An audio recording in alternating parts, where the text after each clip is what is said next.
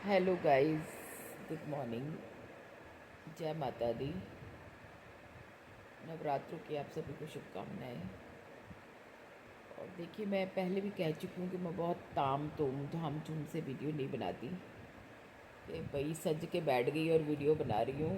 कोई टॉपिक मेरे मन में आता है तो मैं उस पर सोचती हूँ कि मेरे को ज़रूर बोलना चाहिए। तो आप लोग खाना बनाने, अभी मैंने एक वो अरविंद पाल वाला ब्लॉग देख रही थी जिसमें वो सिर्फ आलू आलू बना रही है, व्रत का खाना बना रही है, और आप सब ढेरों व्यूज़ देते हैं। और हम बताते हैं आपको कि ये पता नहीं काला काला सा क्या आ रहा है। मैं कितने मोटिवेशनल वीडियो बनाती हूँ, सबके बारे में कहती हूँ, जो लोग अच्छा करते हैं, अच्छा चैनल बनाते हैं, अच्छा बोलते हैं, उनके बारे में कहती हूँ, पर आप लोग देखते ही नहीं हैं। पता नहीं क्यों नहीं देखते, किस लिए नहीं देखते, मुझे नहीं पता। दो आलू बनाओ, दो ये बनाओ, उनको भर भर करके व्यूज़ देते हैं। कितना प्यार करते हैं आप उनसे। क्या हम आपके प्यार के काबिल नहीं हैं? शायद हम भी आपके प्यार के काबिल हैं, बस हम मेकअप नहीं मारते। ये हमारे बस की नहीं है, मेकअप मार मार के बैठना। देखिए, मैं तो सुबह देर से सो कर के उठती हूँ, उठ तो जाती हूँ मैं 8 बजे। जब ये जाते हैं चाय पीती हूँ उनके साथ में, फिर मैं लेट जाती हूँ दोबारा से, क्योंकि मैं जल्दी नहीं उठ सकती किसी भी सूरत में। 10 बजे तक तो मैं पलंग छोड़ नहीं सकती। मैं अभी बस जाऊँगी नहाने के लिए, फिर पूजा करूँगी। फिर अब व्रत चल रहा है, व्रत भी मेरे से हो नहीं रहे क्योंकि मेरा शरीर गवाही नहीं देता। कल भी मैं श्वेता के घर से आई हूँ, इतनी परेशान हो गई, इतनी परेशान हो गई ना। सीढ़ियाँ मेट्रो की चढ़ रही थी, आधी सीढ़ी में ही मेरा सांस फूलने लग गया बहुत बुरी तरह से। सीढ़ियाँ वीढ़ियाँ चढ़ने की आदत ख़त्म हो गई अब। लिफ्ट लिफ्ट के चक्कर में ना सीढ़ियाँ चढ़ नहीं पाते। तो मैं इतनी परेशान हो गई, अभी भी लेटी हुई हूँ, उठने का मन नहीं कर रहा, बिल्कुल थक गई हूँ पूरी तरह से। बस मैं घर घर में रह सकती हूँ, घर घर में रहती हूँ ना तो नहीं थकती। धीरे धीरे काम करती रहती हूँ, लेट जाती हूँ, फिर काम कर लेती हूँ, लेट जाती हूँ, फिर काम कर लेती हूँ। ऐसे तो मैं सरवाइव कर सकती हूँ। अब बाहर बाहर जाना मेरे बस की नहीं रहा, बहुत मुश्किल होती है मुझे लग रहा है अगले साल से मैं नहीं जाऊँगी कहीं पे भी, क्योंकि मैं बाहर नहीं जा सकती अब। थक जाती हूँ बुरी तरह से। बाहर जाने का मतलब थकना, क्योंकि मेरी आदत पड़ चुकी है ऐसे कि मैं थोड़ा लेटती हूँ, थोड़ा बैठती हूँ, थोड़ा काम करती हूँ, थोड़ा लेटती हूँ, फिर थोड़ा काम करती हूँ। सारे दिन मेरा यही रहता है। प्रॉपर नहीं लेटी रहती, मगर काम घर का सारा ही देखती हूँ। भाई देखो, अनीता इतना तो नहीं कर पाएगी कि पूरी सफाई सफाई सब वो ही कर ले। तो मैं देखती हूँ अपने आप सब चीज़ें बाद में मैनेज करती हूँ। फ्रिज देखना, ये देखना, वो देखना, पर ये है कि थोड़ी देर लेटती हूँ, थोड़ी देर देखती हूँ, थोड़ी देर लेटती हूँ, थोड़ी देर देखती हूँ। तो मैं ऐसे ही अपनी दिनचर्या जारी रखती हूँ जिसमें मैं थकती नहीं हूँ। पहले से बहुत बेहतर हूँ, पर मेरे से चला बरा नहीं जाता। मेट्रो तक के लिए 2 किलोमीटर चल के तो मैं तो परेशान हो गई बहुत ज़्यादा है। फिर मैंने वहाँ से बेटे को फ़ोन किया, भाई मैं मेट्रो वेट्रो से नहीं आ सकती, तू मेरे को रैपिडो करा। फिर उसने रैपिडो कराई, उससे आई। मैं बताऊँ, रैपिडो में भी मेरा सांस यहाँ पे पत्थर की तरह हो गया, डकारे आ रही किसी तरह से। मैं अपना सांस वो करूँ, फिर मैं ओम नमः शिवाय, गुरु जी सदा सहाय, ओम नमः शिवाय, शिव जी सदा सहाय। ये जय सच्चिदानंद जी गुरु जी का मंत्र है, और मैं इस मंत्र को बोलती रही, बोलती रही, बोलती रही, बोलती रही। बैठी हुई है, मैं सोच रही थी कि रैपिडो वालों को बोलूँ कि भैया तुम, मेरे से गलती ये हो गई कि मुझे, मैं ना कार से इसलिए नहीं जाती, कैब इसलिए नहीं कराती क्योंकि फंस जाती है जाम में। तो मैं रैपिडो ही प्रेफर करती हूँ, कहीं से निकाल लेता है, कम से कम घर तो पहुँच जाती हूँ। मगर कल रैपिडो पे ऐसा हो रहा था कि मैं गिर जाऊंगी, मेरा मन कर रहा था बार बार उसको कि भैया आप रोक दो, मैं कहीं थोड़ा सा सांस ले लूँ। मगर फिर मैंने सोचा कि, मैंने कहा मैं गुरु जी का मंत्र जपती हूँ, जाने कब मेरा वो पत्थर सा हट गया, मुझे नहीं पता। मैं सच बता रही हूँ, अपनी ज़िंदगी के एक्सपीरियंस ही शेयर करती हूँ। मैं हर किसी से कहती हूँ कि गुरु जी बनाते हैं, देखिए जो आपके मन में श्रद्धा भर दें वो है गुरु जी।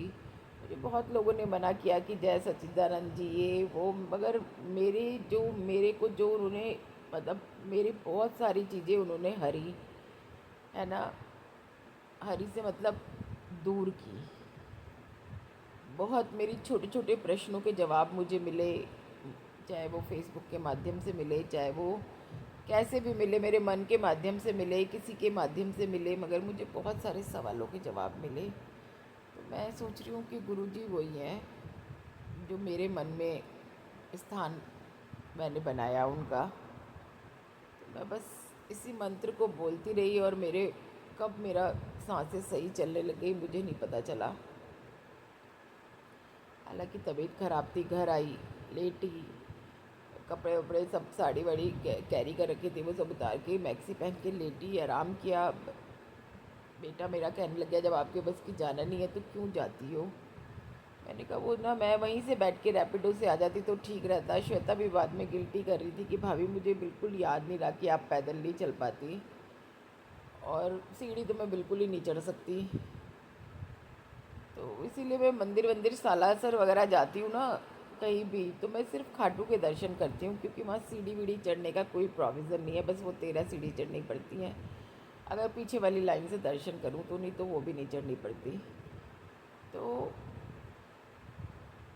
वो क्या कहते हैं, वहाँ मुझे तकलीफ़ नहीं होती। और अब तो मैंने खाटू जाना भी बंद कर दिया क्योंकि ये कह रहा है शुरू कर वापस से, पर मैं नहीं कर पाऊँगी।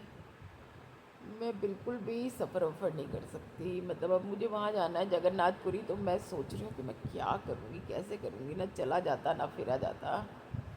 हिप्स में दर्द हो जाता है बहुत, घुटनों में नहीं होता, पाँव में नहीं होता, कहीं नहीं होता, हिप्स में दर्द होता है। आप लोग बताइए क्यों, कोई डॉक्टर हो तो प्लीज़ बताना क्यों ऐसा होता है। मतलब हिप्स और लेग्स का जो जॉइंट होता है ना, वहाँ दर्द होता है बहुत तेज़। चलती हूँ और सीढ़ी चढ़ती हूँ तो अब पता नहीं क्या बीमारी लगी हुई है शरीर को। वैसे ठीक हूँ, सब कुछ, पाँव में दर्द नहीं है, कुछ नहीं है, आराम से चलती हूँ, आराम से सब कुछ, घर पे सब आराम से कर लेती हूँ। बाहर निकलने का मतलब, नीचे तक जाने का मतलब भी ये कि मैं बीमार, तो अब नहीं बाहर का होता। इसीलिए मैंने सब कीर्तन वीर्तन सब बंद कर दिए कि मेरे बस की नहीं है। अभी भी बहुत फ़ोन आते हैं, बहुत फ़ोन आते हैं, आंटी आप ही से कराना है, आंटी प्लीज़ छोटा सा एक प्रोग्राम कर जाओ। मगर सॉरी प्लीज़, एक तो ढोलक वाली नहीं मिलती। ढोलक वाली मिले तो चलो मैं बिना माइक वाइक के बस उनके घर के भगवान जी रख लूँ और कर दूँ, मेरे को कोई कैरी वैरी नहीं करना पड़े। बहुत लोगों के फ़ोन आते हैं, बहुत लोगों के, आंटी प्लीज़ कर दो, आंटी प्लीज़ कर दो। मैंने सबको मना किया, मैंने कहा जी नहीं, मैं नहीं कर पाऊँगी बिल्कुल भी। एक ढोलक वाली नहीं है, ढोलक वाली को उधर ही मिल जाते हैं वो चार्ज जो यहाँ से लेती थी वो, तो अब वो इस साल आ ही नहीं रही, वहीं पे उसको 1200 रुपये मिल जाते हैं, वो वहीं बजा देती है। तो सबसे बड़ी बात ढोलक नहीं, हर किसी की ढोलक पे मैं गा भी नहीं सकती। मैं तो फिर भी मेंटेन कर लेती हूँ, पर मतलब वो मज़े नहीं आते। जो दो एक जनों की ढोलक पे मैं, जैसे शाम बजाता है उस पे गा सकती हूँ, संगीता की ढोलक पे गा सकती हूँ, इसकी ढोलक पे गा सकती हूँ। कोई नया सा आता है ना, गा लेती हूँ, ऐसा नहीं। पिछले साल दो, जब पिछले से पिछले साल 2 बार नए लोग ही आए, मगर वो मेरे को मन से खुशी नहीं मिलती। मन से खुशी मुझे लक्ष्मी के साथ ही मिलती है, या फिर शाम के साथ मिलती है, या फिर संगीता के साथ मिलती है। वो मन वाली खुशी नहीं होती तो मैं फिर मना कर देती हूँ। फिर भी कोई मेरे को मैंने आज देखूँगी कोई ढोलक वाली मिलेगी तो एक एक जगह जाऊँगी कीर्तन करने बस। वो भी बिना माइक, बिना किसी चीज़ के, सिर्फ अपनी ही आवाज़, जो जितनी मेरे को माता रानी ने दी है, माँ सरस्वती ने दी है, उसी आवाज़ में गा करके आऊँगी। एक कीर्तन करूँगी बस, अगर ढोलक वाली मिल गई तो। अदरवाइज़ कीर्तन नहीं मैंने मना कर दिया। देखिए, जो साथ में जाते हैं वो लोग एकदम रेगुलर नहीं होते। किसी के घर में छोटे बच्चे हैं, किसी के घर में पति का खाना है, किसी के घर में ये है। मंडली का मतलब क्या होता है कि आप परफेक्ट रहो। एक मैं अकेली क्या करूँगी, मेरे को बताइए कि अकेली मैं भवन भी लगाऊँ, मैं ये भी करूँ, मैं वो भी करूँ, मैं वो भी करूँ। आप सब अपने टाइम से आ रहे हैं, अगर मैंने कीर्तन बुक किया है तो जिम्मेदारी मेरी होती है करने की। तो मैं अब इतना कर नहीं पाती, इसीलिए मैंने छोड़ दिया। कोई बुरा माने भला माने, साथ में जाने वाले बुरा माने, मैंने सबको उनके हिस्से के पैसे दे दिए थे और छुट्टी। पिछले से पिछले साल जब भी किया था, जितने पैसे मैंने, तो अपने पास कुछ भी नहीं रखा था। बताऊँ, मेरे पास 1100 रुपये बचे थे शायद, वो भी मैंने ऐसे कहीं रख दिए कि मुझे मिल ही नहीं रहे। मतलब मैंने रखे थे माइक ठीक कराने के लिए कि मैं माइक ठीक कराऊंगी। आज तक माइक भी ख़राब पड़ा है, मेरे को करना ही नहीं है तो मैं क्यों इतना। माइक लास्ट वाले दिन ही पता नहीं कैसे ख़राब हो गए, क्या हो गए। माता रानी ने किए होंगे कि तुझे नहीं करना। हाँ, कोई बुला लेता है तो अ, तब भी मेरे पास ऐसा तो है नहीं कि देखिए मेरे माथे पे त्रिशूल बना हुआ है ये रहा। तब भी मेरे पास ऐसे तो है नहीं कि मैं जाती नहीं हूँ कीर्तनों में, लोग बुलाते हैं। और नहीं तो मंदिर तो है ही। भक्ति कहीं भी कर सकते हैं, अपने घर पे भी कर सकते हैं, मंदिर में कर सकते हैं। ज़रूरी थोड़ी ना है कि मैं कीर्तन करने जाऊँगी तो ही भक्ति करूँगी। कैसे भी कर लेती हूँ भक्ति। मैं भक्ति के लिए मुझे किसी चीज़ की ज़रूरत नहीं है।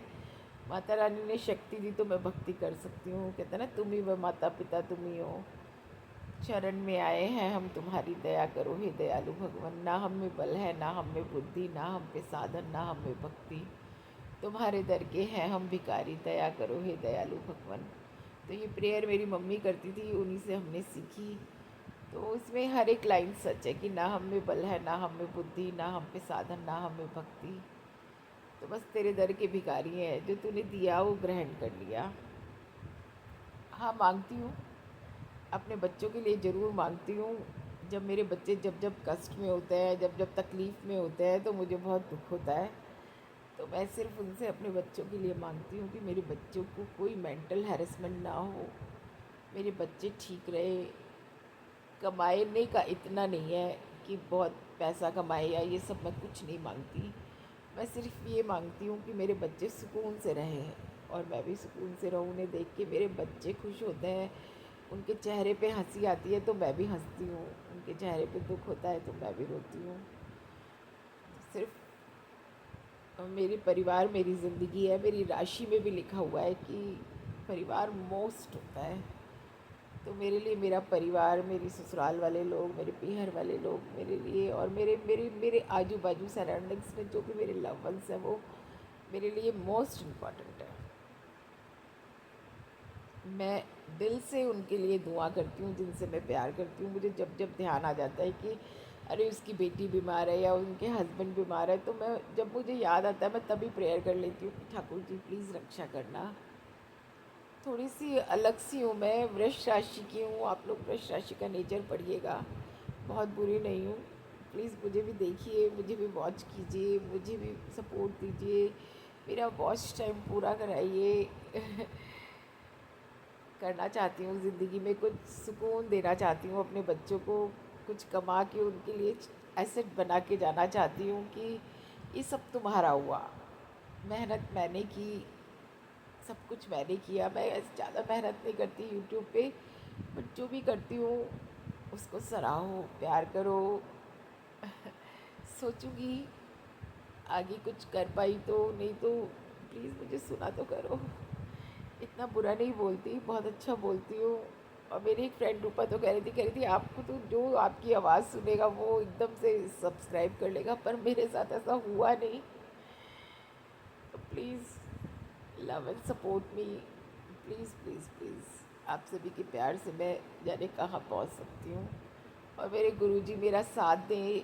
मैं गुरुजी से उम्मीद करती हूँ कि मेरे साथ बने रहे, अंग संग बने रहे, सदा सहाय बने रहे। मेरी माता रानी, मेरे लड्डू और मेरी Radha Rani, I love most. बरसाने तो पता नहीं क्या है वहाँ, वो मिट्टी ही अजीब है। मैं love love love love Barsana. इतना मैं वृंदावन जाती हूँ, मुझे ठीक है ठाकुर जी को देख के बहुत अच्छा लगता है, बहुत मन प्रफुल्लित हो जाता है। पर राधा रानी से मिलके तो ऐसा लगता है जैसे वृंदावन वाले ठाकुर जी भी वहीं आ गए हों। और बस एक अजीब सुकून, एक अजीब मन में प्रेम, और मतलब बरसाने तो जगह ही कुछ और है। वो तो जैसे धरती पर पता नहीं क्यों बना ये जगह, किस लिए बनी। जो प्रेमी जन है वो तो बिल्कुल समझ सकते होंगे इस बात को कि राधा रानी के दरबार में जो खुशी मिलती है वो कहीं नहीं मिलती, कहीं पे भी नहीं मिलती। मुझे तो नहीं मिलती। मैं तो बरसाने की दीवानी हूँ। मतलब हर जन्म में बरसाना मिले, वो एक भजन है ना, जब भी जन्म लूँ तब बरसाना मिले। तो मैं भी यही चाहती हूँ कि मुझे नेक्स्ट मैं मरूँ तो मेरी मिट्टी बरसाने में जानी चाहिए, मेरे को गंगा जी नहीं जाना, मुझे बरसाने में बिखेर देना। और जब भी जन्म मिले नेक्स्ट तो बरसाने में मिले, ना तो मिले ही ना। मैं तो वहीं मट्टी धूल बन करके उसी में रहना चाहती हूँ। सच में अगर मेरी भक्ति में इतनी भी शक्ति हो तो मुझे बरसाना मिले, इसी जन्म में मिले। मैं थोड़े दिन वहाँ रहना चाहती हूँ, थोड़े साल वहाँ रहना चाहती हूँ, और उसके बाद में मैं सुकून से जा पाऊँगी कि मुझे बरसाना मिला। अब मेरे एक फ्रेंड है चेतन जी, वो कहते रहते हैं कि उनके दोस्त वहाँ पे ज़मीन वमीन काट रहे होंगे, तो कह रहे हैं अगर छोटा सा टुकड़ा उनका बचा तो वो आपके नाम होगा। तो मैंने कहा देखो मैं अभी तो पैसे दे नहीं सकती, 2027 में दे सकती हूँ, तो 2027 तक वो टुकड़ा रखना, जिससे कि मैं उस टुकड़े में रह सकूँ। तो चेतन जी अगर मेरी वीडियो देख रहे हो तो प्लीज़ मेरे लिए एक टुकड़ा ज़रूर रखना, मैं आपको 2027 में ज़रूर पैसे दूंगी उस टुकड़े के। और फिर मेरा कंफर्म हो जाएगा कि मैं बरसाने ज़रूर रहूँगी, कैसे भी रहूँ कभी भी रहूँ पर बरसाने रहूँगी। राधा रानी की नहीं चढ़ पाई, नहीं ऊपर जा पाई तो कोई बात नहीं, उसके आंचल की छाँव में तो रहूँगी ना, वहीं से उनके आंचल की छाँव में रहूँगी। बहुत सुकून है। कल मैंने वाला भजन भी गाया था, लाडली जू बुला लो कि जी ना लागे, आंचल में छुपा लो कि जी ना लगे, ओ लाडली जो बुला लो कि जी ना लगे। देखिए रूप तो एक ही है माता रानी का ही, सारी शक्तियाँ विराजमान है, माँ गौरा माँ काली सब एक है, राधा भी एक है। मैं क्यों मेरे मन में राधा नाम जपती हूँ, क्योंकि मैं हूँ काली की भक्त। और बहुत समय पहले मेरा बेटा छोटा सा था, शायद 2004 की बात होगी, मैं इसको लेकर के मंदिर कीर्तन जाया करती थी। तो एक अम्मा जी थी, मुझे आज भी याद है, बहुत गोरी चिट्टी थी, उनके चेहरे पे भयंकर नूर था, वो भी भक्त थी माता रानी की।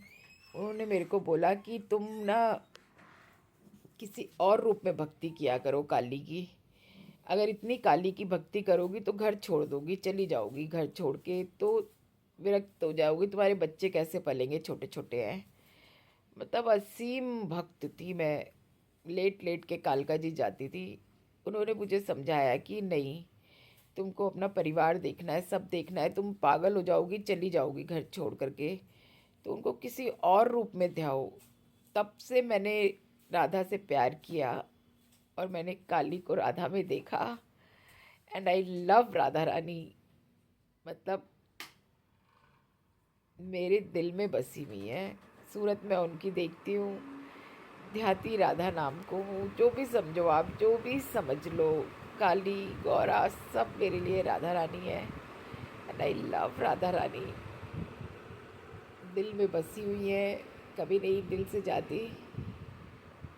और मैंने बहुत सारा देखा है कि आदमी जो है वो राधा रानी को बहुत मानते हैं, औरतें कम मानती हैं, पर मैं मानती हूँ। मेरे लिए बरसाने का मतलब धरती पे स्वर्ग। देखिए आंसू यहाँ तक आ रहे हैं, बोल रही हूँ और आंसू आ रहे हैं क्योंकि मैं बहुत प्यार करती हूँ उनसे। ये खुशी के आंसू हैं, दुख के आंसू नहीं है। I love love love love love love. मैं वहाँ मिली हूँ साक्षात, एक नहीं, दो दो तीन तीन बार मिली हूँ राधा रानी कान्हा जी से। मैंने कहीं पे अपनी स्टोरी डाल भी रखी है, आप लोग मेरे पुराना देखिएगा वीडियो, तो उसमें मैंने पूरी कहानी बता रखी है कि मैं कितनी बार कैसे मिली। मैं फिर एक दिन वो कहानी ज़रूर बताऊंगी कि मैं कैसे मिली, और मैं हर बार मिलती हूँ। मैं इस बार भी मिली, बच्ची के रूप में आई थी Radha Rani.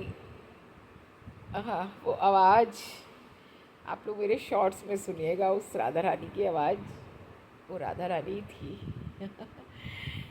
I love love love love love. मैं बयान नहीं कर सकती, जो सुख बरसाने में है वो दुनिया के किसी कोने में नहीं। मैं जहाँ भी रहूँ बरसाना मिले, तो मुझे भी बरसाना मिले। मेरी अंतिम ख्वाहिश ज़िंदगी की यही है कि बस मुझे गंगा जी में नहीं जाना, मेरी धूल को बरसाने में। पहले मैं अपने हस्बैंड को कहती थी ऐसा करना, हेलीकॉप्टर कर लेना और मेरी धूल को उड़ा देना। पर अब मैं कहती हूँ कि ले जाना किसी नाली में, कुएं में, जहाँ जहाँ बिखेर सको मुझे बरसाने में बिखेर देना, जिससे कि मैं जन्म ही ना लूँ कभी, उसी की धूल में मिल जाऊँ। प्रेम से भरी मैं ऐसी नहीं कि प्रेम एक ही प्रेम होता है किसी आदमी से प्रेम करना। मुझे जो भी प्यार करता है मैं ना डबल देना चाहती हूँ, प्रेम से भरी हुई हूँ। लोग नफ़रत भी करते हैं ना, तो मैं उनसे भी प्रेम करती हूँ। मैं कभी किसी को बुरा नहीं कहती, कभी किसी की बुराई नहीं करती। अगर किसी में कोई बुराई होती है तो मुंह पे कहती हूँ या कह देती हूँ, भाई तुम में वो बुराई है तो है, तभी कह रही हूँ, नहीं तो नहीं कहती कभी भी किसी को कुछ भी। जिन्होंने जो मेरे साथ किया मैं सच बोलती हूँ, झूठ नहीं बोलती। जिसने बुरा किया उसने किया, और दिल से बद्दुआएं मैं तब भी नहीं देती, मगर मैं हाँ कह देती हूँ कि उसने मेरे साथ बुरा किया। बहुत लोगों ने किया यहाँ पर आकर के, तो बहुत बैड एक्सपीरियंस। मेरी जगह दिलशाद कॉलोनी लोग लड़ ले लेते, भिड़ ले लेते थे। रामनिवास शर्मा, मुझे बहन कहते हैं, लड़ाई हो जाती थी बाहर निकाल देती थी घर से, जाओ बाहर जाओ, मैं नहीं मिलूंगी आपसे। मगर फिर 15 दिन बाद, बहन जी किवाड़ खोल दो, मैं बाहर खड़ा हूँ। याद आते हैं दिन मुझे। सर आते थे बनाने के लिए, तेरे जैसे लोग चाहिए पॉलिटिक्स में जो बिल्कुल ईमानदार और सच्चे दिल के हैं। और मैं बड़ा गले लग के रोती थी सर के। अभी मिली मैं थोड़े दिन पहले ही सर से, बहुत अच्छा लगा मुझे। तो बहुत दिल की, बहुत साफ़ और अच्छी औरत हूँ। प्लीज़ मुझे भी देखिए, मुझे भी मुकाम पे पहुँचाइए। आप लोगों का बहुत शुक्रिया होगा जो मुझे देखेंगे, वॉच करेंगे। तो थैंक यू वेरी मच। अभी की वीडियो लंबी हो रही है इतना ही, इतना नहीं बहुत सारा हो गया देखिए तो देख लीजिएगा please, and like and subscribe भी। आप लोगों के प्यार की मुझे भी सख्त ज़रूरत है। लोगों को आप ढेर ढेर प्यार देते हैं। 8 मिनट में 500 व्यूज़, मुझे 5 भी नहीं मिलते प्लीज़ लाइक एंड सब्सक्राइब भी, प्लीज़ प्लीज़।